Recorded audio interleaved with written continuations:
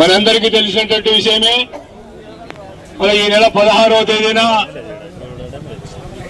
ఆదోనికి కూతవేటు దూరంలో ఉన్నటువంటి కేవలం 4-5 కిలోమీటర్ల దూరంలో ఉన్నటువంటి దానాపురం గ్రామంలో అక్కడ ఉన్నటువంటి ఆ గ్రామ ప్రథమ పౌరుడు సర్పంచ్ అయినటువంటి చంద్రశేఖర్ గారికి తీవ్రమైనటువంటి అవమానం జరిగిందనేటువంటిది మనందరికీ తెలిసినటువంటి విషయమే కాదు, యావత్ ప్రపంచమంతా కూడా ఈరోజు కూడేకొస్తుంది. దీనికంతా కారణం మళ్ళీ అక్కడ స్థానిక ప్రజాప్రతినిధి అయినటువంటి ఎమ్మెల్యే పార్థసారథి గారు ఓ కార్యక్రమాన్ని ఏర్పాటు చేసుకుని ఆ గ్రామంలో ఉండేటువంటి సమస్యలను తెలుసుకోవడానికి వెళ్ళాడు. మళ్ళా తెలుసుకుని వెళ్ళినటువంటి సందర్భంలోనే అక్కడ ఓ కార్యక్రమాన్ని అధికారికంగా ఏర్పాటు చేసుకోవడం జరిగింది. అధికారికంగా ఏర్పాటు చేసుకున్నటువంటి కార్యక్రమంలో కేవలం బీజేపీకి సంబంధించినటువంటి ఎమ్మెల్యే పార్థసారథి గారి కార్యక్రమం కాదది.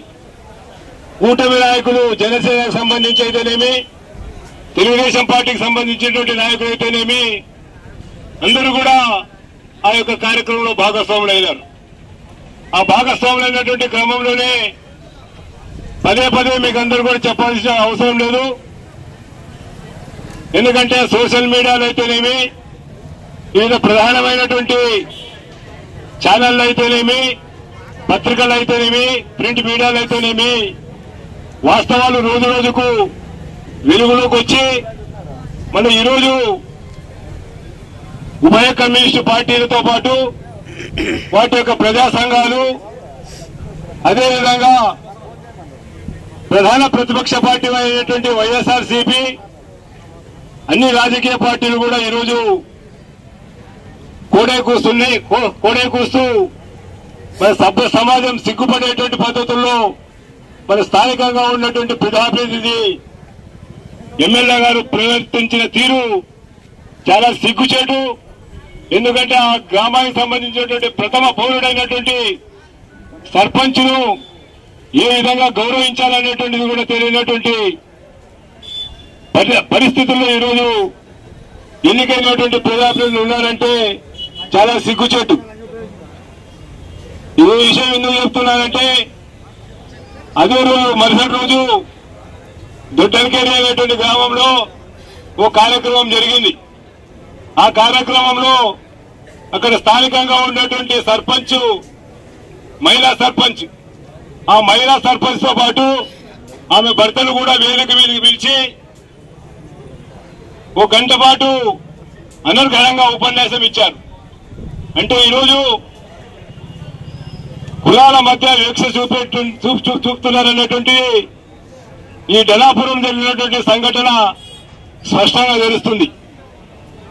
నిన్నగాక మొన్న జరిగినటువంటి ఎక్స్ప్రెషన్ లో ఆ గ్రామ సర్పంచ్ గారు పదే పదే చెప్పారు, మాకు ఎమ్మెల్యే మంచి వ్యక్తి, కానీ నేను తీరా స్టేజ్ దగ్గరికి వెళ్లాలనుకున్నటువంటి క్రమంలో పక్కనే ఉన్నటువంటి తెలుగుదేశం నాయకురాలు గుడిసె కృష్ణమ్మ గారు ఆయన స్వయంగా క్రిస్టియన్ అనేటువంటి ఒక వాదనను, ఒక వాయిస్ ను పబ్లిక్ గా చెప్పినటువంటి సందర్భంలో నాకు తెలిసి ఆ గ్రామంలో ఎవరు కూడా క్రైస్తవులు లేరు.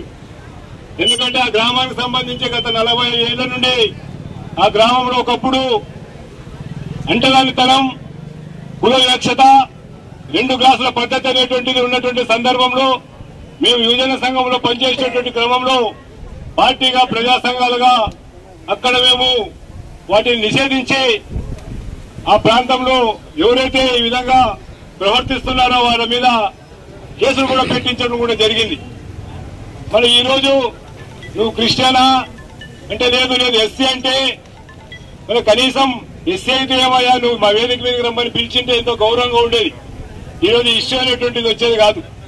ఈరోజు దేశానికి స్వాతంత్రం వచ్చి 77 లేదా 75 ఏళ్ళు అవుతున్నా కూడా ఇంకా అట్టడుగున ఉన్నటువంటి హరిజన, గిరిజనుల, దళితుల పట్ల ఈరోజు వివక్ష అనేటువంటిది ఎలా కొనసాగుతుందనేటువంటిది మనకు స్పష్టంగా తెలుస్తుంది. కాబట్టి మరి ఈరోజు ఆయన స్వయంగా చెప్పినటువంటి మాటలని నిన్న ఎంఆర్పీఎస్ సంబంధించినటువంటి కొద్దిమందితో ఆయన స్వగృహంలో ఆయన ఇంటి నందు సమావేశపరిచి నేను ఎవరు చేయనటువంటి పనిని అంటే పారిశుద్ధ కార్మికుల యొక్క కాళ్ళు కడిగి ఆ నీళ్లను నెత్తి మీద చల్లుకున్నటువంటి వ్యక్తిని మరి ఇటువంటి వ్యక్తి నేను ఈ విధంగా మాట్లాడతాననేటువంటి చెప్పాడు. మన వాస్తవంగా మాట్లాడింది ఆయన విజ్ఞతగా వదిలేస్తున్నాం. మన ఆయన మాట్లాడాలా లేదనేటువంటిది అందరికీ తెలిసినటువంటి విషయమే.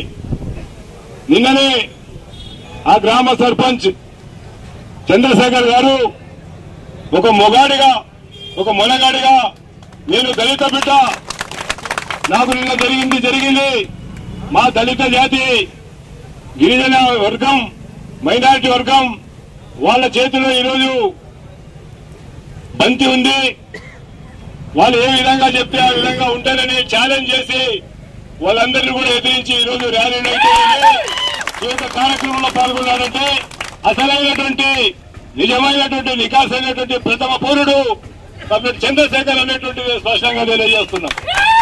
ఎందుకంటే ఈరోజు మాయా మాటలు చెప్పి అధికారంలోకి వచ్చినటువంటి కూటమి ప్రభుత్వం నిన్నగాక మొన్ననే కుప్పం నియోజకవర్గంలో ఒక మహిళ 800 రూపాయలు అప్పు తీసుకుని కట్టలేదంటే మన స్వయంగా సీఎం చంద్రబాబు నాయుడు గారు ప్రాతినిధ్యం వహిస్తున్నటువంటి కుప్పం నియోజకవర్గంలో ఇటువంటి సంఘటనలు జరుగుతున్నాయి. అదేవిధంగా డిప్యూటీ సీఎం పవన్ కళ్యాణ్ గారు ఆయన ప్రాతినిధ్యం వహిస్తున్నటువంటి పిఠాపురంలో దళితుల పట్ల వివక్షత మానభంగాలు ఇవన్నీ జరుగుతున్నాయి. వీటన్నిటి కూడా కప్పిపుచ్చుకోవడానికి మన ఈరోజు స్థానికంగా ఉండేటువంటి ఎమ్మెల్యే గారు నిన్న ఒక విషయాన్ని సోషల్ మీడియాలో చూశాం. ప్రతి గ్రామంలో కూడా అంటే డైవర్ట్ పాలిటిక్స్ అంటే ఈరోజు ఈ వచ్చినటువంటి ఆరోపణలను పక్కలో పట్టించడానికి ప్రతి గ్రామంలో కూడా ఒక దళిత వాడలో అంబేద్కర్ గారి విగ్రహం ఏర్పాటు చేసుకోవాలా అనేటువంటి చెప్తున్నాడు. ఇది భారత రాజ్యాంగం కల్పించినటువంటి హక్కు. ఇదేదో ఈయన చెప్పినటువంటి మెహర్బానీ కింద లేకపోతే చెప్తున్నటువంటి పద్ధతి ప్రకారం వచ్చేటువంటిది కాదు. ఈరోజు డాక్టర్ బాబాసాహెబ్ అంబేద్కర్ గారు ఈ దేశానికి సంబంధించి రాజ్యాంగ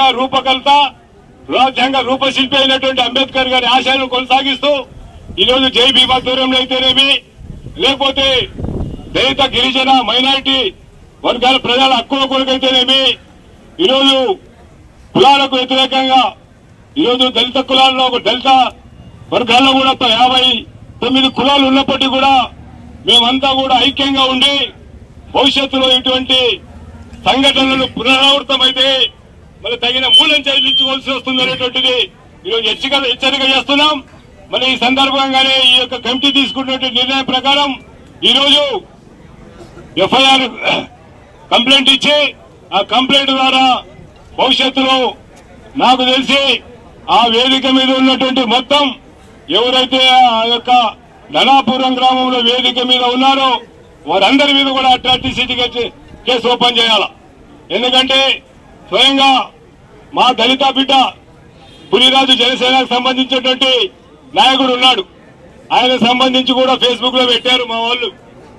అంటే ఈరోజు ఒక దళితునికి అవమానం జరిగితే అదే వేదిక మీద ఉన్నటువంటి జనసేన పార్టీ నాయకులు గాని బహిరంగ క్షమాపణ చెప్పకుండా ఎక్కడో మల్లప్ప గారు మేము దళితుల కోసమే ఉన్నాము, దళిత ఉద్ధరణకు వచ్చేస్తాము అనేటువంటి మాటలు చెప్తూ ఈరోజు వారు పబ్బం గడుపుకోవడానికి లేకపోతే వాళ్ళ రాజకీయ ఎత్తుగడలు చేసుకోవడానికి ప్రయత్నాలు కొనసాగిస్తున్నారు. కాబట్టి ఇటువంటి వాటిని అంతటిని ఐక్యంగా ఎదుర్కోవడానికి ఐక్య ఉద్యమాల ద్వారానే ముందుకు పోల్సినటువంటి అవసరం ఉందని తెలియజేసుకుంటూ నాకు ఈ అవకాశం ఇచ్చినటువంటి అధ్యక్ష వర్గానికి ఆంధ్రప్రదేశ్ దళిత హక్కుల పోరాట సమితి సిపిఐ పక్షాన విప్లవాభినందనలు తెలుపుకుంటూ సెలవు తీసుకుంటాం.